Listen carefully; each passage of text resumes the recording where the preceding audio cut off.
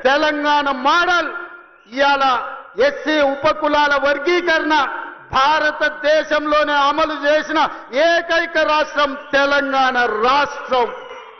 అదే విధంగా 1931లో బ్రిటిష్ వాళ్ళు కులగణన చేస్తే 100 ఏళ్ల తర్వాత భారతదేశంలో మొట్టమొదటి రాష్ట్రం తెలంగాణ రాష్ట్రం.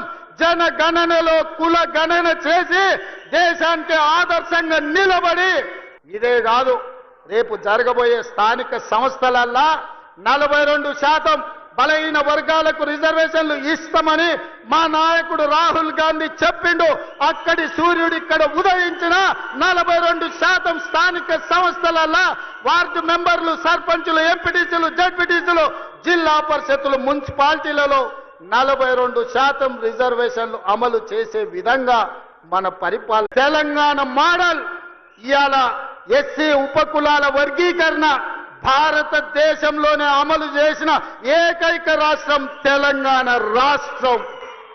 అదే విధంగా 1931లో బ్రిటిష్ వాళ్ళు కులగణన చేస్తే 100 ఏళ్ల తర్వాత భారతదేశంలో మొట్టమొదటి రాష్ట్రం తెలంగాణ రాష్ట్రం.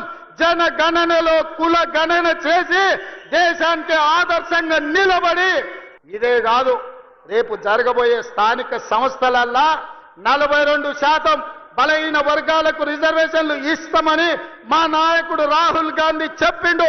అక్కడి సూర్యుడు ఇక్కడ ఉదయించిన 42% స్థానిక సంస్థలల్లా వార్డు మెంబర్లు, సర్పంచులు, ఎంపీటీసీలు, జడ్పీటీసీలు, జిల్లా పరిషత్తులు, మున్సిపాలిటీలలో 42% రిజర్వేషన్లు అమలు చేసే విధంగా మన పరిపాలన.